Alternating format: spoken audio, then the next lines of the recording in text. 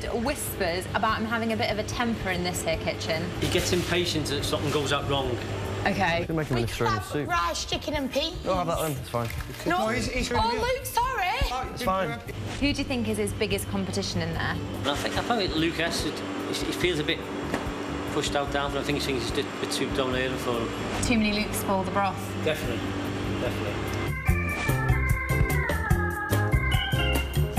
So there we have it. I got all the goss, the dirt and the salacious details on the real Luke A.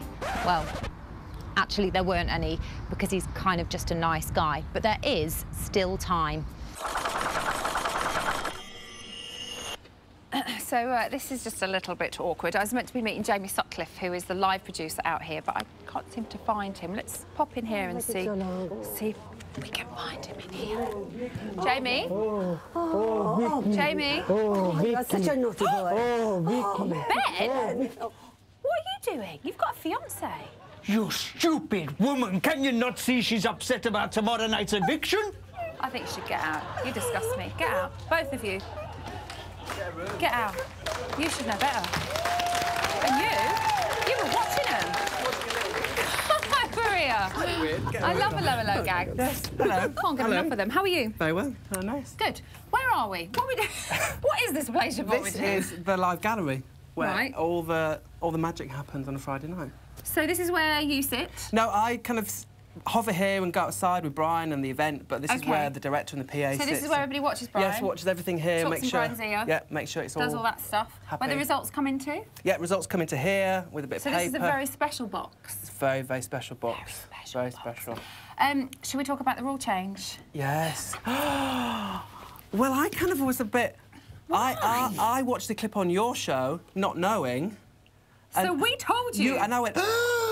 We told the main show's producer. Yes, which is brilliant, and I thought good. it was about time because they were kind of talking about it becoming constantly. a bit monotonous, wasn't it? And really? every conversation was the kind of the same thing. Are you? Aren't you? Should you? Should you? And Yeah. it kind of. I'm pleased. So how different do you think it's going to be next time they come to nominate? Is it going to leave it wide open now? Do you Well, I think? think we might get potentially quite a lot of people up next week because people Really? will think they know who they're nominating, but they'll have days of not knowing, and they're going to be trying doing. We might have a lettergate again, passing notes and things. But can you believe it took them less than 4 hours to break the rules? Break the rules. We knew one of them would. They're naughty. They had to be. But I like that because they read out what they've said. yeah. Oh, that's a good viewing.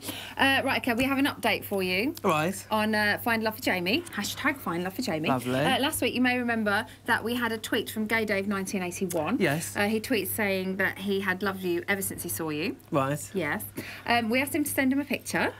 All right. And he sent one in. Lovely, lovely. Where is... Oh, here it I is. think, yeah. So, what do you reckon? Right. Your type or not? He's lovely. Yeah. Yes. I kind of would probably have to talk to him, really. Yeah, that's probably a good thing, Yeah, isn't a start. It? You need Yes. to have a conversation. He's lovely, and I just wonder where. Well, this is only the first. Right, we okay. hope of many. So we'll keep getting the pictures coming Lovely. in. Please keep sending us your tweets and your photos. And who knows, you might be Jamie's dream man, and we'll put them all together for you, and then you Yes. can start looking through them. But every week we'll give you an update anyway. Thank you, Dave. Though that was Yes, thank you very nice. much, and thank you. Pleasure. Right, now, either Lauren or Benedict will be banished from that house tomorrow night, but before they come to meet you, Jamie, we called them to the diary room to answer you, the viewers' questions. Big Brother just has some questions from Big Brother's Bit on the Side for you both. Oh, yeah. What has your favourite moment on Big Brother been? One of my favourite moments was actually last night in the swimming pool. For me, it was a moment where I just kind of let go and let my inner child out. You know, we all have a child inside us just because our bodies get old and wither. Have you learned anything about yourself whilst being in the house? I could do with maturing a little bit. Oh my! I was. Benedict, Yes. do you think you've succeeded in your mission to change the views of the nation? My actual sort of mission statement, I suppose. I get letters and comments from people all around this country and around the world. I'm really trying to be a voice to those people who agree with me, to those people who they themselves have their voices taken away. And I'm trying to be a voice for those people, really. Lauren, a question for you. If you're saved, what would you do differently to avoid nomination? It's hard to say I'd do anything differently, because if I was different, I wouldn't be being myself, and that's really the only thing that I've wanted to carry on doing in here, and that was my mum's advice, you know, be yourself. Perhaps if I thought there was a problem, I might be more open to just go to that person and ask them without fear of them nominating me. Who's your best friend in the house? I wouldn't say I have a best friend. It's a very difficult basis being on this show to form best friends. You obviously form closeness. Yeah. Benedict, a question for you. Yes. Do you regret having talked openly about the shower incident? No, because as I explained then, and I've explained in here before, I'm not ashamed of it. I think it's a shame that we in this country and in our society find it such a topic that's so taboo. And also, I was responsible in the way I did that. I didn't leave my ejaculate all over the floor. I cleaned up after myself. And that shower wouldn't have been cleaned otherwise. Wouldn't have been cleaned at all. Lauren, if you could choose who you were up against on Friday, who would you choose? Caroline, perhaps? I think that maybe she deserves some of her own medicine. It's very obvious that it's Caroline ruling this house just by looking at the board. She had a problem with Victoria, Victoria went. She had a problem with Chris, Chris went. She had a problem with Benedict, Benedict's up. I sided with Benedict, I'm up.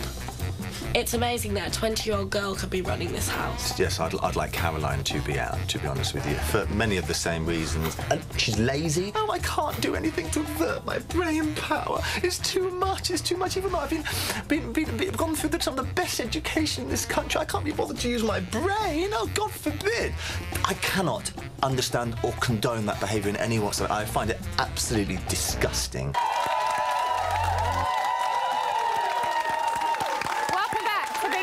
Bit on the side. Now, we have so much fun on our show. We really do. So much fun. I feel like if only we could put together a montage and play it to some really uplifting music, you know, like they did tonight in the house. It'd be really nice.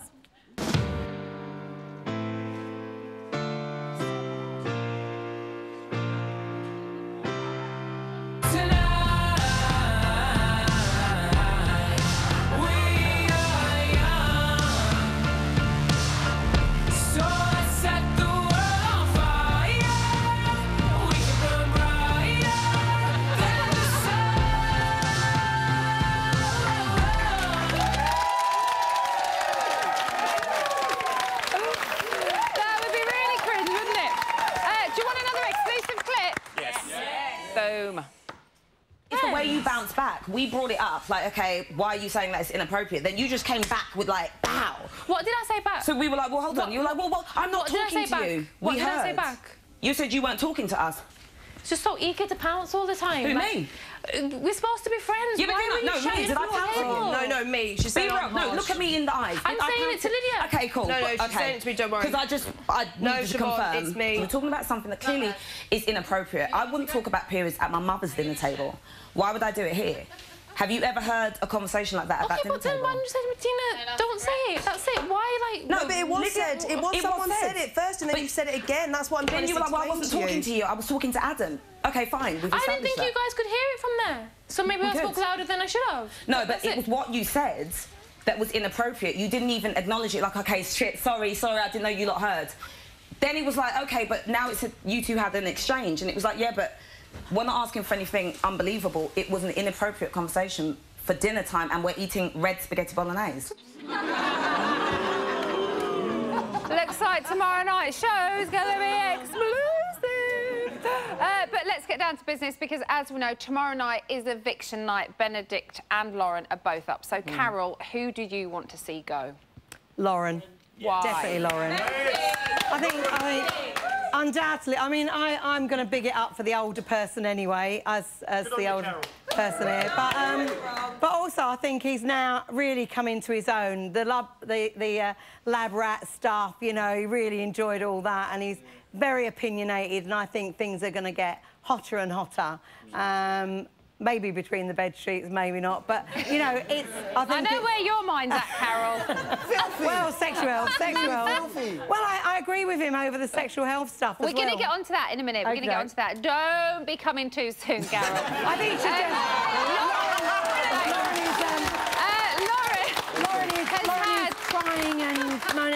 to kind of make up now. She's had a fair share of ups and downs, I think. Yeah. Let's just have a little reminder. I've done loads on that bloody wheel, done more than anyone, and he gave us sandwiches, which I don't eat. I just feel like I can't even express what I'm feeling at the moment, because then I'll get it down the neck again. Kazza, what's wrong? No, just... Baby. Come on, I've been through this. What's happening? Tell me.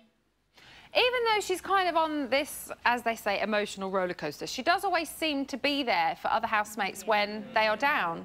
You know what she did wrong, though? She alleged herself with the men at the beginning, particularly Luke. And that turned all the girls. And I think she distanced herself from the women, in that sense. And I think she then found it difficult to get back in with the women and has been sort of doing that. Now she's having to try. Especially as she's up for eviction, I think she's having to try and fit in somewhere, especially when Luke went off with Ashley. Yeah. And, you know, what did you getting just all say? over her. Because she's actually a tomboy, that's the reason why all the girls dislike her. And she's a very pretty girl, very attractive, and all the actual girls are jealous of her. And all the boys did really like her as a person. That's why the girls are very jealous of her. That's why she's been voted out. She don't deserve to be like voted out. She's fit as well. One sec. Abs, could you live with her? I could. I think she's a little mouse in a house of cats. Yeah, and I'm saying, but I think she's very naive in what she does, and she needs love. She's wondering why people aren't loving her.